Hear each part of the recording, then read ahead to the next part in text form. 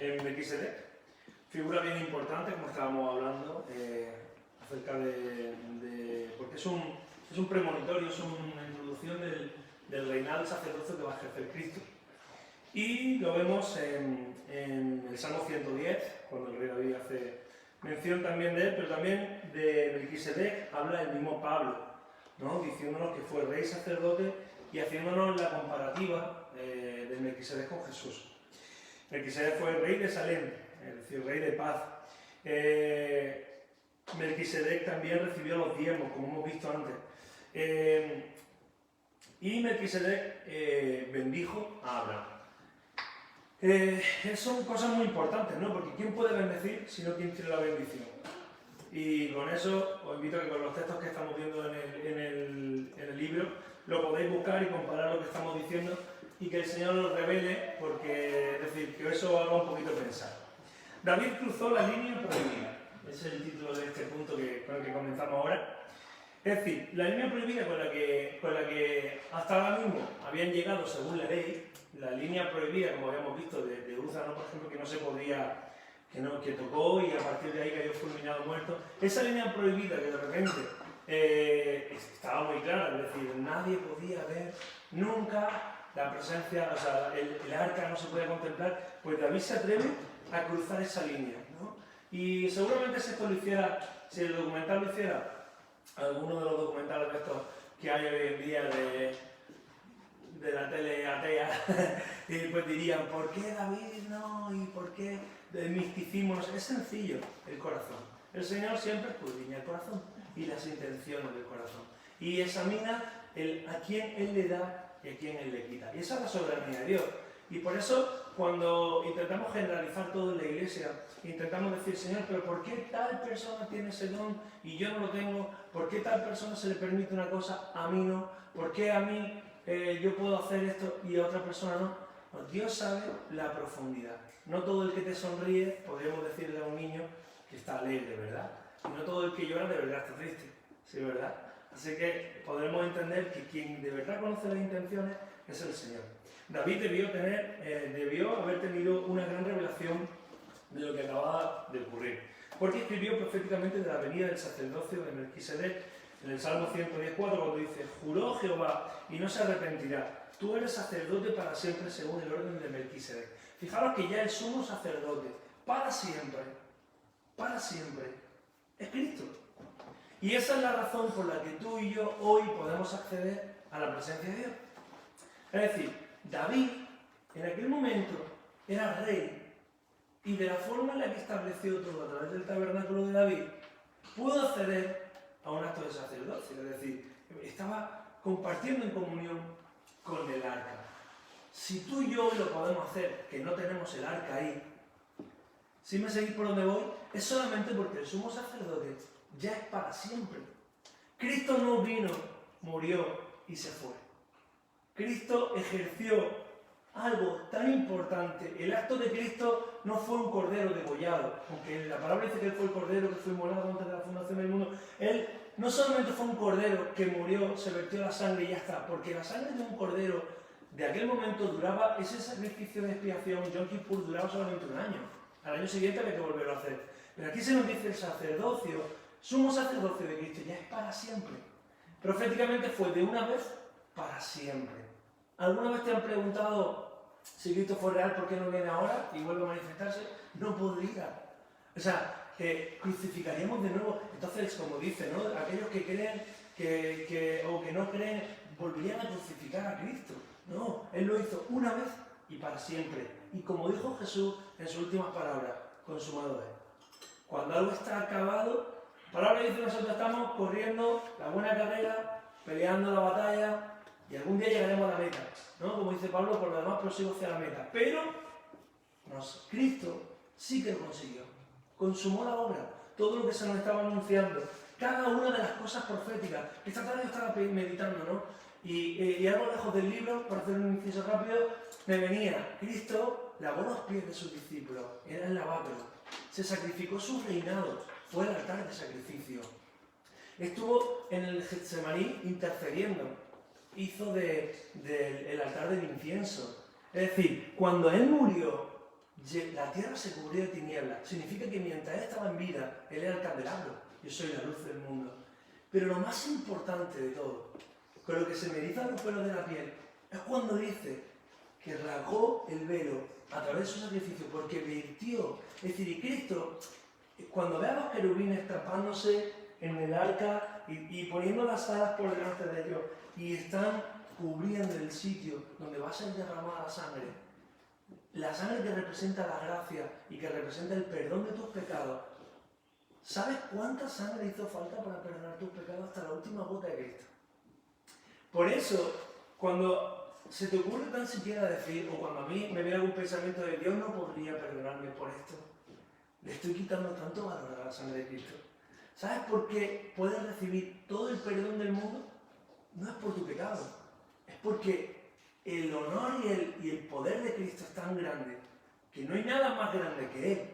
Por lo tanto, gracias a que Él lo dio todo y se despojó todo, ya no hay nada. Si algo es más grande que cualquier otra cosa, a partir de ahí todo nos puede haber sido lavado, ¿no? Por eso dice, aunque tus pecados fueran tantos, cuando la sangre de Cristo te lave, ¿no? Y podamos ser representados con esas vestiduras de lino de santidad. ¿Por qué?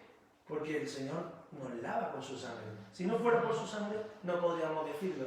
Pero al verter el Señor, cuando Él terminó de hacer esa oración en el Getsemaní y fue crucificado y maldito por nuestros pecados, dice, maldito aquel que fue colgado en un madero.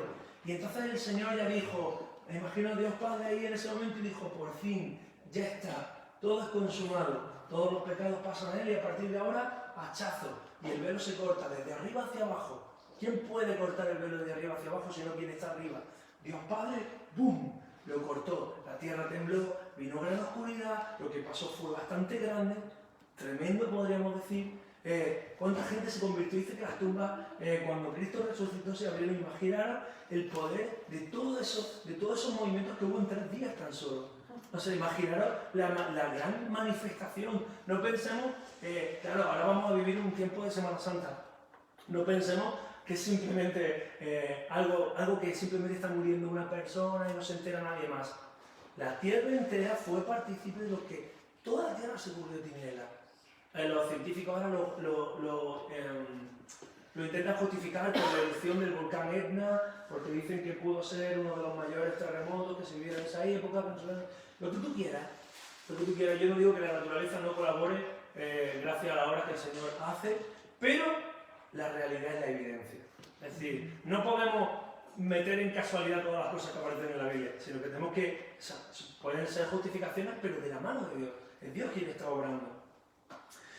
David, evidentemente, se movió bajo una unción. Por lo tanto, ¿quieres discernimiento, conocimiento o interpretación de la palabra? La unción del Espíritu Santo. Sin unción del Espíritu Santo, si no seríamos como Hitler cuando decidió mandar a todo su escuadrón, o como los caballeros templarios cuando la iglesia decidió mandar a todo eso para buscar el arca del pacto, ¿no? Indiana Jones en busca del arca perdido, porque entendían que era algo que englobaba sabiduría. No, señor.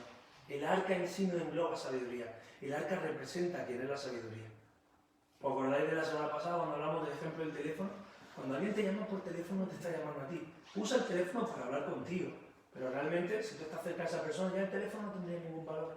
Porque eres tú. Lo otro es simplemente un medio. Bien, pues vamos a hablar del sacerdocio real. El sacerdocio real es la intención original de Dios. Y tú dirás, ¿cómo se complica tanto la cosa? Pues por el pecado. Porque la idea principal de Dios siempre fue que nosotros habitáramos en comunión con Él. Ese fue su primer estado. Así es como comenzó Adán y Eva. Dice que el Señor todos los días se paseaba por el huerto y los veía. Pero el pecado, fijaros, lo que llegó a causar el pecado, llegó a hacer toda esta historia que estamos viendo, todo el recorrido, la esclavitud, la maldición, el ganarnos las cosas cuando ya Dios nos las había dado, el tener que sufrir, el tener que padecer. Dios siempre quiso que todo el mundo tuviera comunión con Él y que ejerciéramos el sacerdocio. La nación debería de haber sido, todo el pueblo de Israel debería haber sido ese sacerdocio santo, pero fueron descalificados en el mismo momento en el que, estamos en la página 29, en el mismo momento en el que crearon el becerro de oro. Lo tenemos en Éxodo 33. Un verdadero ministro no altera los patrones de Dios, porque ofendan su propia casa. ¿Sabes qué pasa? Que a veces intentamos, o la sabiduría, ¿no?, nos confunde. Se cree el sabio que es demasiado sabio y de repente piensa que las cosas, dejas de pensar o de darle la importancia al Espíritu Santo que te revela las cosas, empieza a pensar que es porque es ti, porque es en ti. Y tenemos a alguien que fue el más sabio, ¿no? Nunca ha habido nadie tan sabio como él, como el rey Salomón, y al final en su propia sabiduría, fijaros cómo llega a pasar el final de sus días. Y hemos visto grandes liderazgos y ministerios que han caído porque al final, antes de humillarse o pedir perdón o en alguna situación, llegan a coger la palabra y manipularla de tal manera que al final le intentan hacer a su imagen y semejanza para que le escude. Y algo que nos deja el Señor muy claro, Él nunca oculta el pecado en la palabra. Quien pecó es manifestado. David pecó, pues se revela. Salomón pecó, se revela. Él nunca oculta quién no era santo y cómo Dios lo redime. Aparece la prostituta, aparecen la mujer que derramó el perfume, que se siente impía, aparecen los leprosos que eran desechados. Él siempre ha habido claridad en la palabra de Dios. Y hermano, cuando a veces te viene un pensamiento en el que, o sea, te viene algo en tu vida en el que el Espíritu Santo está trabajando contigo, como lo veíamos hace poco en una de las prédicas, cuando te viene la tristeza puesta por el Espíritu Santo. Sabemos que hay dos tipos de tristeza, una la que permite el Espíritu Santo y otra la que viene la carne y del espíritu maligno viene para destruirte, pero la del Espíritu Santo viene para redarguirte y para que busques más de Dios. Esa fue la tristeza que le vino a David cuando su hijo iba a morir, estaba a punto de morir, su hijo, causa de haber tenido relaciones ilícitas. Esa tristeza le hizo buscar más a Dios. Y esa tristeza le hizo darse cuenta de que Dios sigue estando aquí. Aunque nos permita tener comunión con Él. Aunque podamos hablar con Dios todos los días. Es un gran privilegio. Ahora hay un anuncio en YouTube constantemente, cuando pones música de adoración, te aparece alguien y dice, no lo he visto entero, pero porque siempre lo pasamos y tal, pero dice, ¿te has puesto a pensar lo que vas a hacer? Y sale otra chica y dice, vas a tener un tiempo con Dios, no sé qué, y lo ponen así todo ilusionado. Yo lo paso, pero luego pienso y digo, wow, es verdad. ¿Te has puesto a pensar lo que estás haciendo?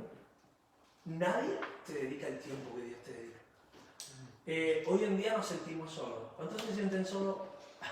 Un tercio del día, por lo menos. O el 30% de su vida. Constantemente nos sentimos solos, no entendidos, no apoyados, no comprendidos. Nadie nos respalda. Pero oye, ¿sabes? A veces Dios está ahí y te dice, oye, estoy aquí. ¿Qué te pasa? ¿No? Pues eso es lo importante, ¿no? Pero Él sigue siendo Dios. No podemos manipularlo. Él no es el amigo que no tiene amigos, que podemos tratarlo cuando nos apetece. Él es Dios.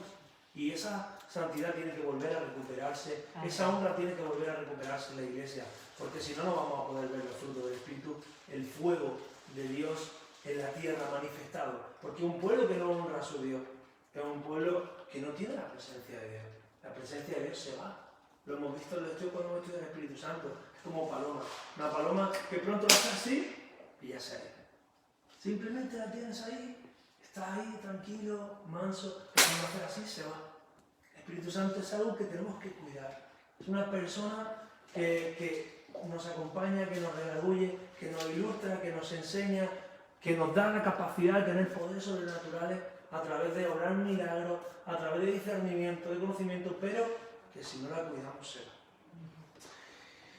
Aunque el pueblo de Israel perdió su llamamiento de ser un reino de sacerdotes, por lo que hemos visto ahora, que crearon el becerro de oro, esa heredad, ese llamado ha sido extendido para Israel espiritual.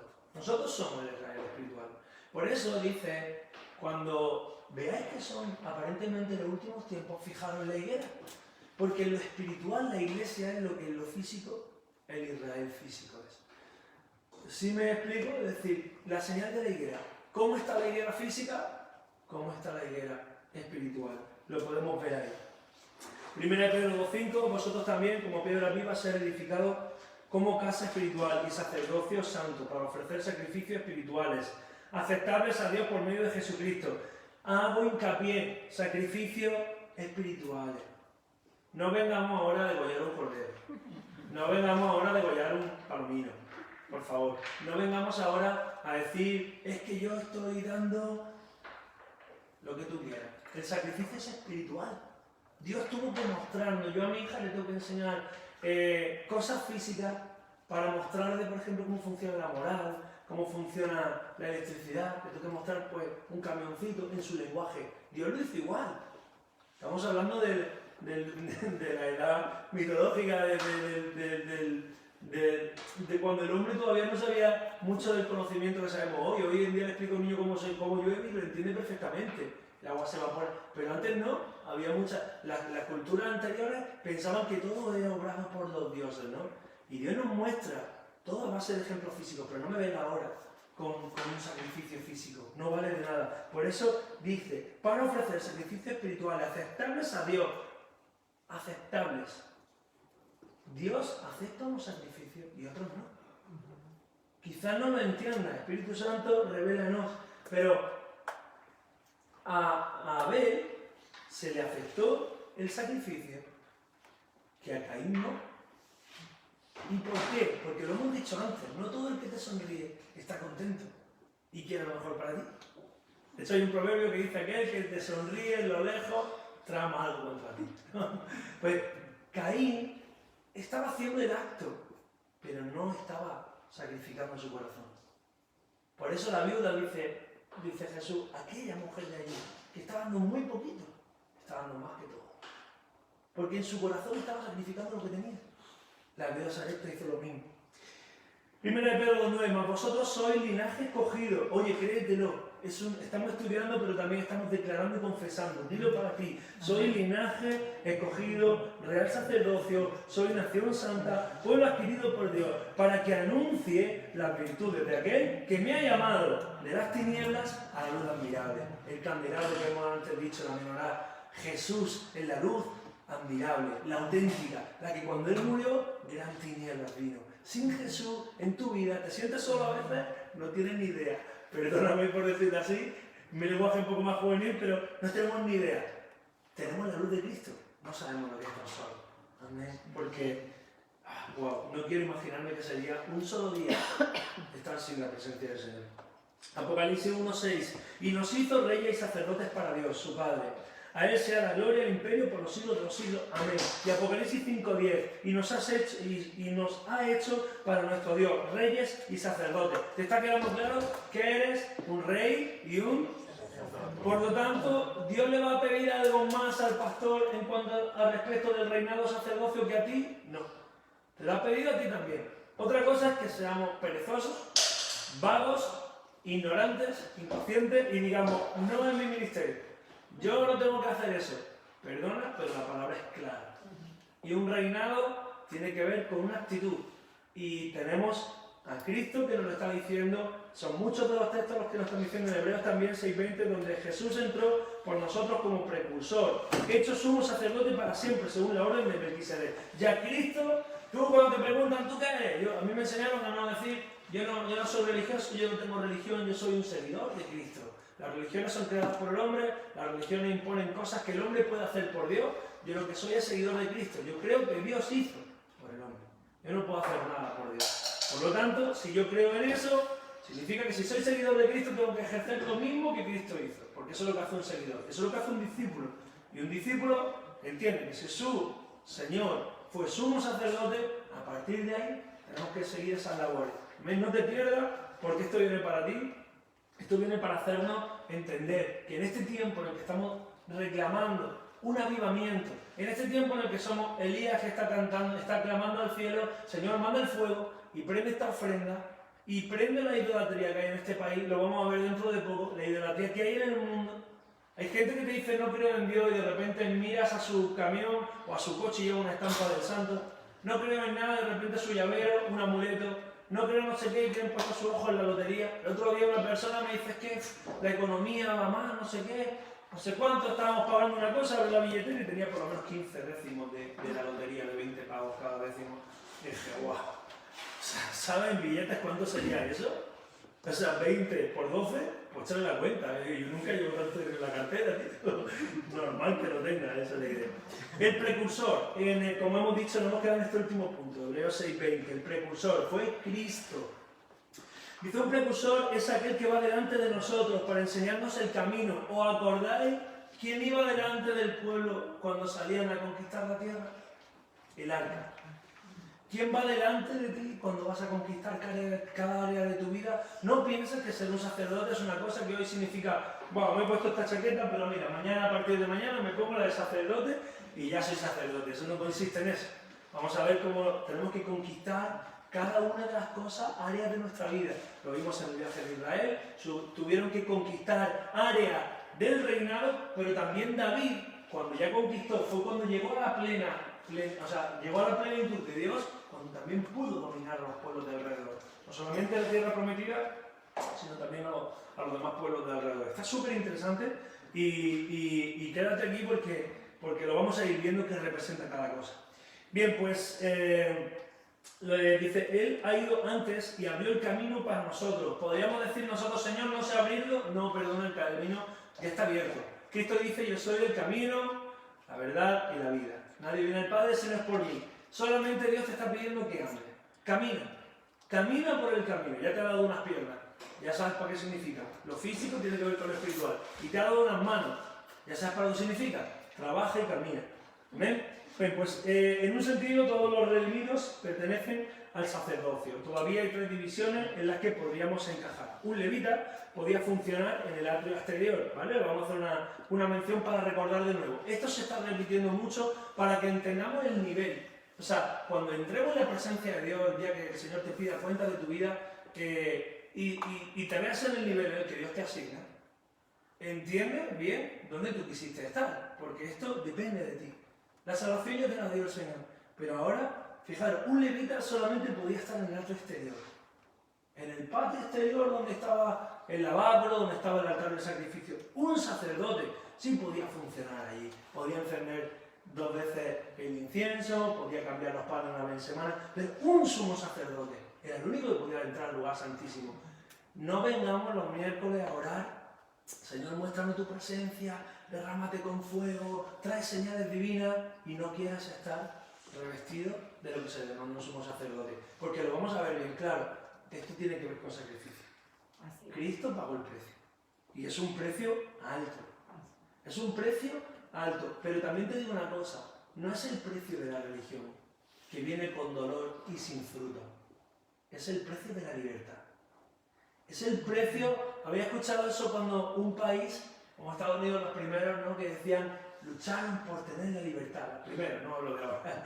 Lucharon por tener la libertad. Muchas personas dieron su vida para que otras pudieran vivir, ¿no? Quien ha estado reprimido, quien ha estado en una cárcel y ha visto cómo ahora se han luchado por los derechos humanos y ha visto el precio que han pagado, quien ha pasado eso lo valora. Bien, pues te toca luchar por tu vida, te toca luchar por la libertad, te toca luchar por las áreas que te están oprimiendo, porque ¿sabes qué? Nacemos con el pecado original. Nacemos con la genealogía, hay que batallar, por eso como padres de nuestros hijos y también como padres espirituales de nuestros hijos tenemos que interceder también por ellos, Señor, que yo pueda cortar los lazos de maldición que sean heredados para mi hija, Señor, que ella tenga, donde yo sea mi tope, que ese sea su suelo, Señor, que ella batalle por otras cosas, eso es lo que nos pertenece, pero como iglesia también, es decir, no podemos ser esa iglesia que simplemente se conforma y ya está, y a que vengan los demás y batallen lo mismo que hemos batallado nosotros. ¡Qué tontería! ¿Os imagináis un ejército que el soldado lucha de día hoy, está luchando todo el día entero y se va y acaba de conquistar 1 metro? Y entonces viene el relevo y dice, bueno, pues ya está, pues ahora viene el otro soldado. Y entonces el otro avanza y ya han perdido el metro. Y todos los días están luchando por el metro. Te digo algo, eso es lo que nos pasa a la iglesia hoy en día. Todos los días batallamos por lo mismo. Todos los días quedamos lo mismo. Ayer llamaba a alguien a la radio y estaba hablando con un pastor en una radio cristiana. Y yo decía pastor, y dice el pastor, sí, hermana, te conozco, me llaman siempre por lo mismo. Y yo dije, oh, qué borde, ¿no? Qué borde. ¿Por qué le contesta así? Pero luego entendí, quien sabe lo que hay detrás, sabe por qué le la contestación. Porque probablemente, cuando el joven rico le dijo, maestro, ¿qué hay de hacer por ser salvo? Y le dijo, pues tal, obedece los mandamientos, todo eso lo he hecho en el principio. A tu padre, a tu madre, bueno, eso voy sobradísimo. Vale, pues dime todo lo que tienes. se entristeció, ya no le gustó. La gente podría decir que borde Jesús, ¿no? Quería verlo pobre. No, lo que pasa es que Jesús sabía, al final dijo, me vas a ir porque voy a ir a la mía floración. El tabernáculo de David de cierta manera equivale al lugar santísimo, ¿vale? Es decir, si lo que estamos viendo aquí es simplemente que fijaros cómo Dios lo hizo. Porque hoy dijo, tenemos el atrio, el lugar santo y el lugar santísimo. Bien, pues, todo lo demás que ya ha sido ejercido por Cristo, vamos al resumen. Ese es el resumen.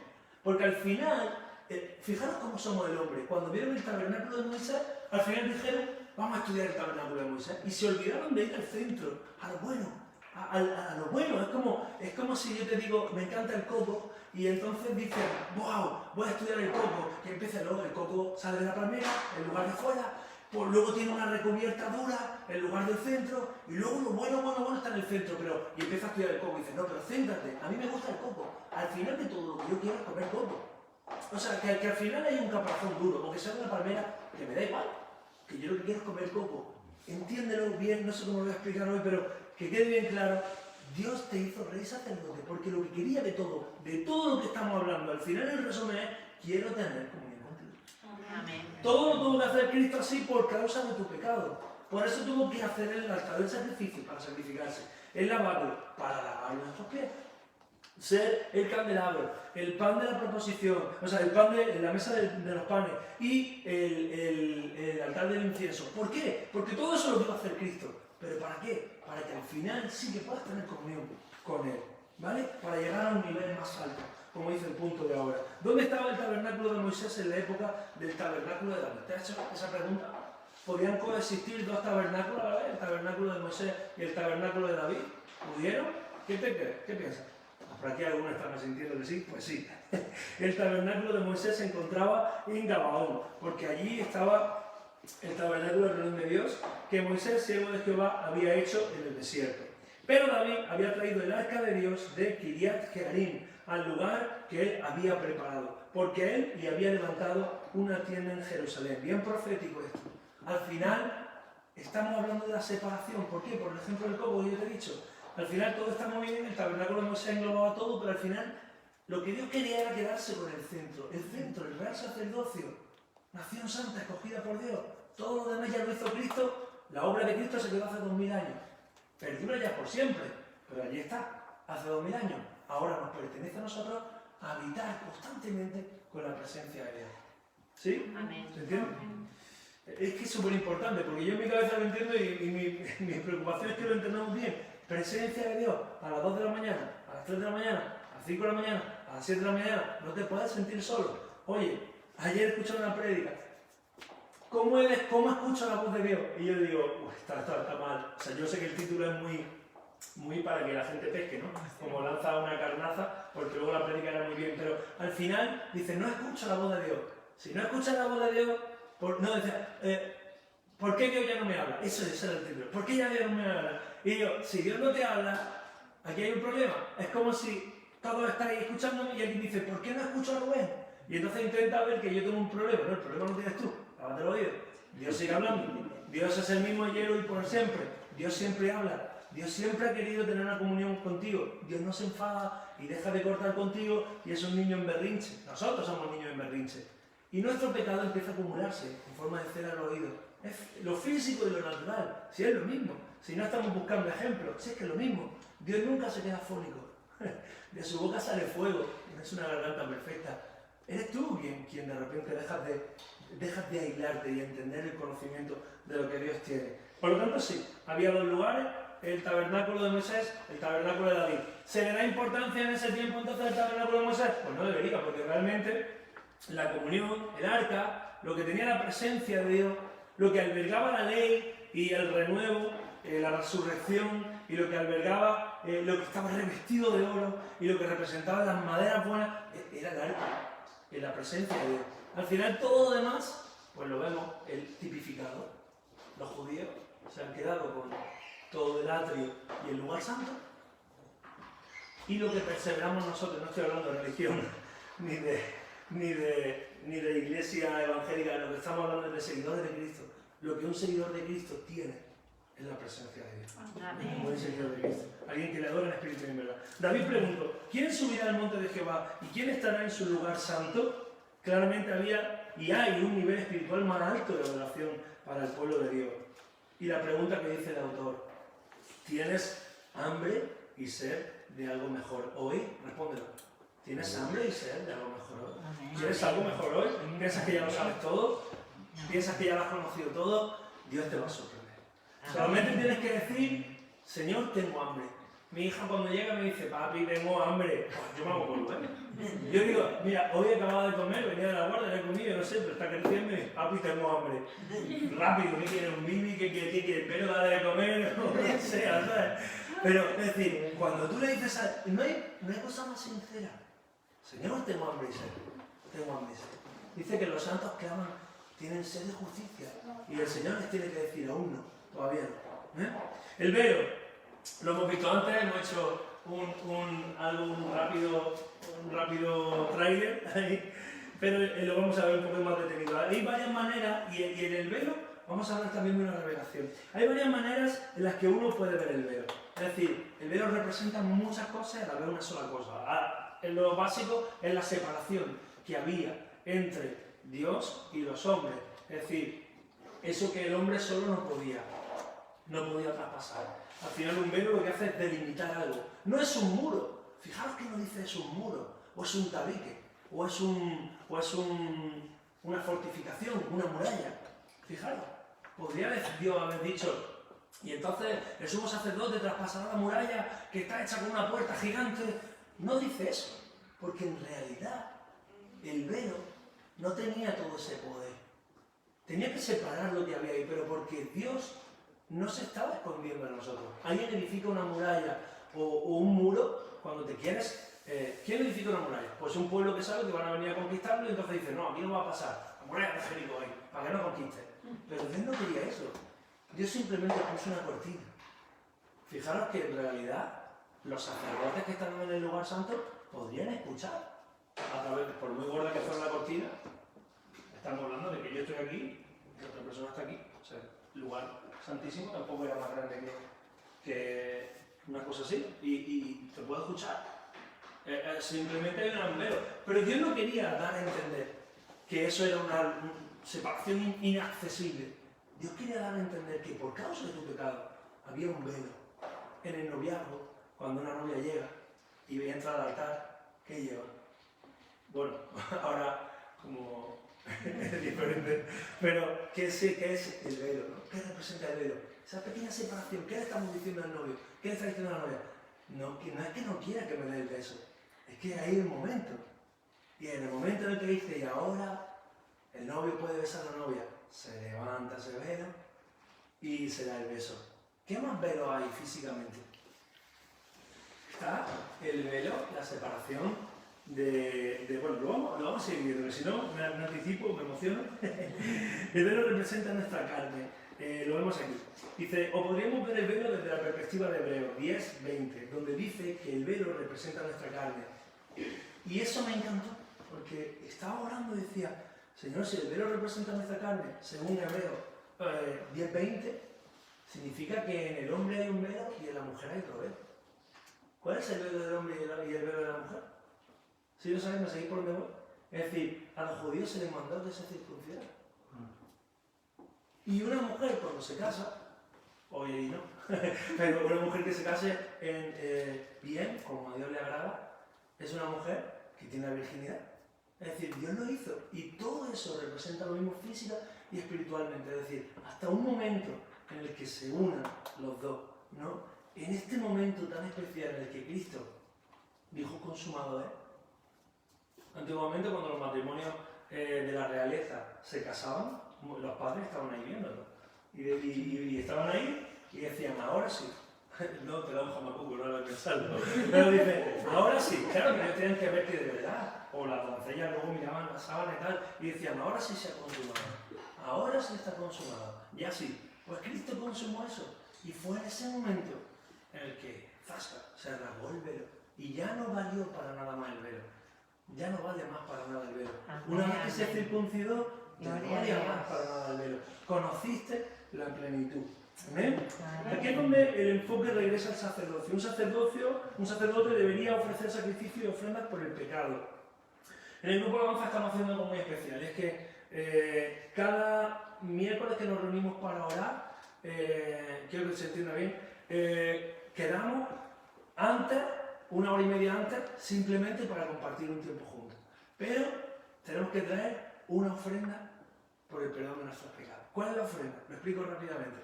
Muy sencillo. Traemos algo para comer, lo ponemos al servicio de todo y luego nos lo comemos. Y tú dirás, pues eso bíblicamente, cuando se traía la ofrenda por el perdón de mis pecados, se quemaba en el altar y había una parte que era para comer los sacerdotes y otra parte en la que se quemaba. Ahí, al final, hay una parte que no nos comemos, la dejamos ahí, porque traemos mucha comida. Pero la idea al final, porque Cristo siempre quiso un tiempo de compartir. La idea de Cristo siempre fue, yo me imagino a papá de Dios diciéndote, quiero perdonarte, pero quiero restaurar. Y para restaurar no vale de otra que tener tiempo contigo. Porque al final, lo que me ha robado tu pecado es el tiempo contigo. Y si yo lo que quiero es que aprendas que lo que yo quiero es tu tiempo contigo, voy a aprovechar esa ofrenda de perdón para que tengas tiempo conmigo. Es que no hay castigo, es que realmente nosotros tenemos consecuencias. Pero Cristo, la educación que nos da es tan buena, porque no es un castigo, es una consecuencia de nuestro pecado, de nuestra maldad. Pero realmente todo el rato Él nos hace mención, como en el Hijo Pródigo, que al final lo que quiere es tener tiempo contigo. Por eso el Padre se va a correr a por el Hijo. Porque dice, no, voy a esperar hasta que llegue, y ya ves cómo llega hecho polvo. No podía el Padre esperar ahí. Le quemaba por dentro y decía, mi hijo viene por allí, tengo que correr. No voy a quedarme en el punto intermedio. No es que tú andas un paso y yo ando otro. El hijo vendría hecho polvo andando, pero él salió corriendo. Y no hubo orgullo, no dijo, tú andabas hasta aquí. No hubo, has perdido todo el tiempo. No, rápido le dijo, ponte el anillo, ponte tal, porque es restaurar. Has perdido mucho. Es como cuando un enfermo ha tenido un accidente y llega ha llegado borracho y al principio cuando era niño no lo entendía. ¿Cómo puede ser que un borracho que tiene un accidente, que mata a alguien, llega a los servicios de la UCI y lo primero que hacen es ponerle sangre? No le ponga sangre, que lo juzgue primero un juez y si es culpable que no le pongan sangre. No, fíjate cómo yo he pensado. Y llega Dios y lo primero que hace es no, necesitas sangre. Y primero te venga y te cura las heridas y te da alimento y te pone bien. Y después te dice, ¿has visto lo que has hecho? ¿Has visto? Y entonces uno entiende, dice, Señor, qué bueno eres. Yo no soy bueno. Yo me enfadé contigo y he hecho daño, pero tú qué bueno eres. Me has curado y ahora lo entiendo. Por eso el castigo es exacerbado. El no hablar, el no educar como hacían algunos padres antes. No, lo primero el palo. Y el niño entendía, no, mi padre me pega. No, mi padre, tenemos que entender, mi padre me disciplina. Mi padre me exhorta y mi padre me hace entender. Si el castigo no vale para hacer entender, no vale para nada. Pero seguimos. Cristo rasga el velo por nosotros, mostrándonos el camino, mostrándose Él mismo. Él era el camino. Dice, por lo cual, entrando en el mundo, dice, sacrificio y ofrenda no quisiste, mas me preparaste cuerpo. Este versículo pone todo dentro de una perspectiva diferente. Este sumo sacerdote se volvió el sacrificio. Mas Jesús, habiendo otra vez clamado a gran voz, entregó el Espíritu. ¿Vale? Esto lo tenemos en Mateo 27, 50 al 51. Dios nos dejó bien claro aquí, ya, que no quería sacrificio. Que Él no buscaba los sacrificios. Que no se levanta ahora ningún animalista y te diga qué Dios más sádico tenemos porque pedía sacrificios, ¿no? Sabemos que David, cuando trajo el arca de nuevo al lugar del tabernáculo de David, la segunda vez, la primera sabemos que salió mal, pero la segunda, cuando ya lo coge de la casa de Obededón, dice que cada 6 pasos, 1, 2, 3, 4, 5 y 6, un sacrificio. Yo pensaba, Señor, madre de mi vida, ¿cuántos carneros murieron ahí, no? Pero ya David había conocido. Ya David dijo, mejor que sobre y que no que falte. Mejor vaya a ser que era. Lo entendió. Pero en lo espiritual, ¿qué significa eso? Cada 6 pasos tenemos que empezar a sacrificar cosas de nuestra vida. Hay tantas cosas que tenemos que sacrificar de nuestra vida. Yo lo miro en mí. Madre mía, Señor, ¿cuántas cosas yo tengo que poner en el altar? Y no solamente economía.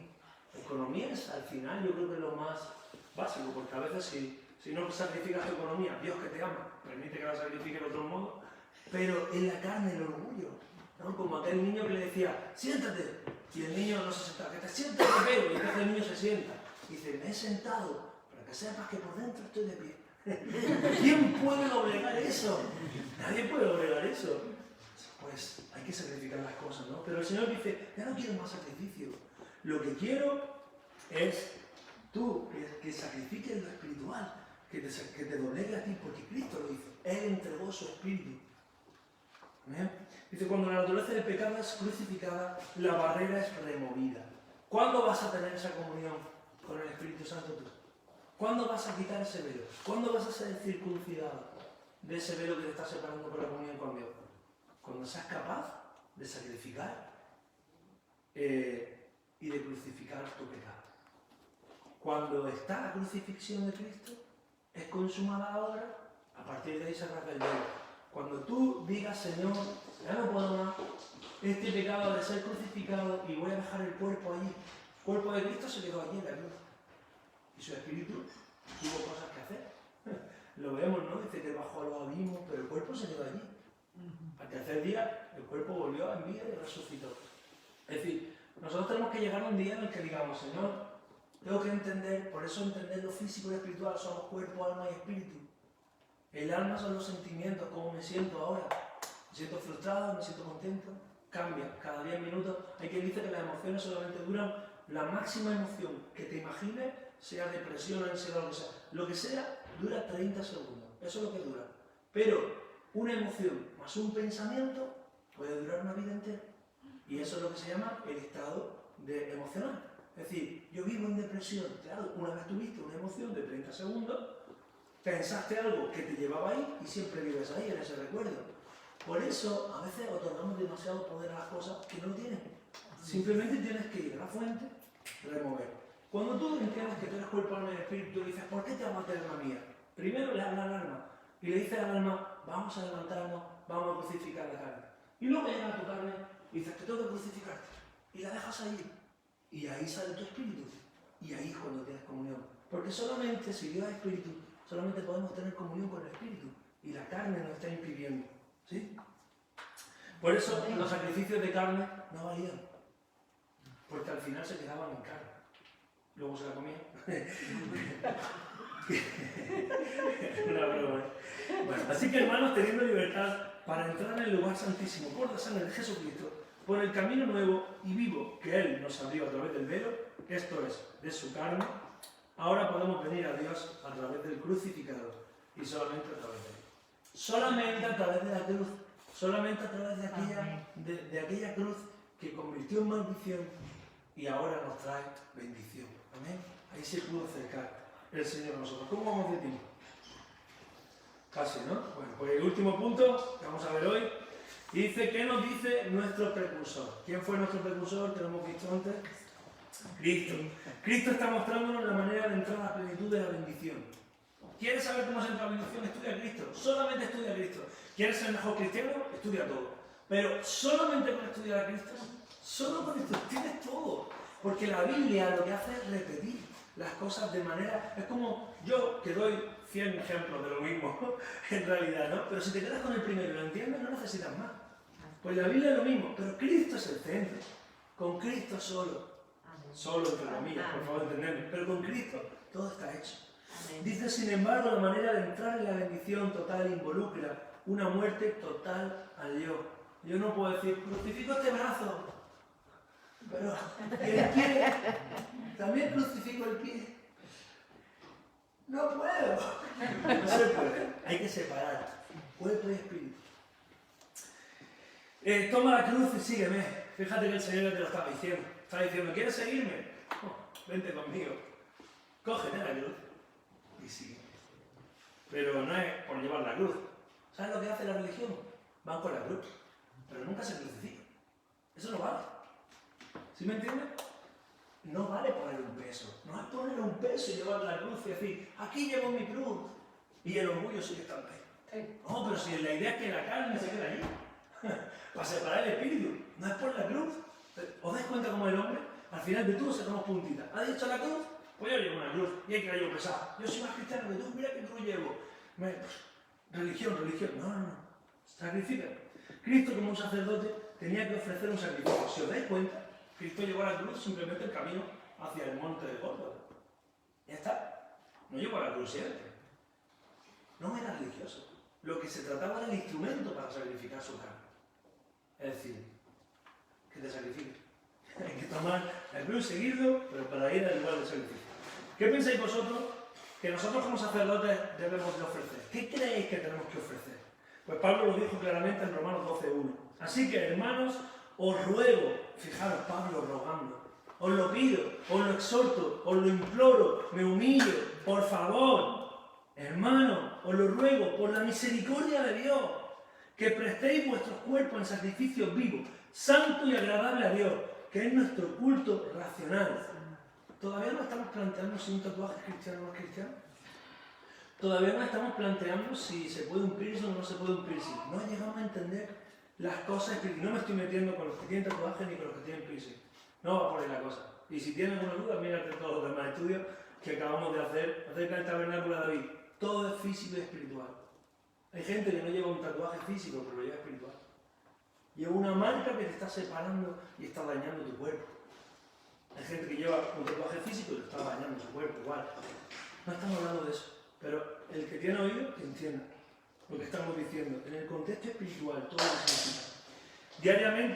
Diariamente, debemos de... La misericordia de Dios, ¿cuándo se renueva? Todos los días. Se renueva. Pues todos los días tienes que morir también a tu carne. Esto es diario. Ayer no moriste, no te preocupes. Hoy. Que hoy no mueres. Mañana. Todos los días. Bien. Pues el gobernar y reinar comienza por gobernar primero nuestras vidas. En Proverbios 16:32, último versículo que vemos hoy, dice: mejor es el que tarda en airarse que el fuerte. El que se enseñorea de su espíritu que el que toma una ciudad. Estar bajo autoridad no se les puede confiar. A alguien que no está bajo autoridad, alguien que no ha aprendido a ser sumiso bajo alguien, nunca se le va a poder dar autoridad. Porque, como decía mi abuela, se convierte en piojo revivido. Vamos a darle gracias al Señor por este tiempo y que eso signifique que nuestra primera cabeza de autoridad sea Cristo, que nos sometamos a Él y así yo podré gobernar un día en mi casa, porque aprenderé lo que es tener autoridad y a mi hija, por ejemplo, le podré decir: mira hija, tienes que someterte porque papá también se somete, no podemos ir llenos de soledad. Bien, pues amado Señor, gracias por este tiempo, gracias por tu palabra bendita, santa, agradable para nuestro espíritu porque nos sacia, nos llena y nunca más volvemos a tener sed. Señor, tú provees de todo lo que necesitamos, tú nos llenas nuestro espíritu, Señor, y te damos gracias por este tiempo y porque pensaste en nosotros y sabías que tenemos que suplir nuestra necesidad de carne espiritual, de alimento que nos saciara. Te pedimos una bendición para esta semana, en tu nombre precioso Jesús, amén. Porque el Señor nos bendiga. Preguntas.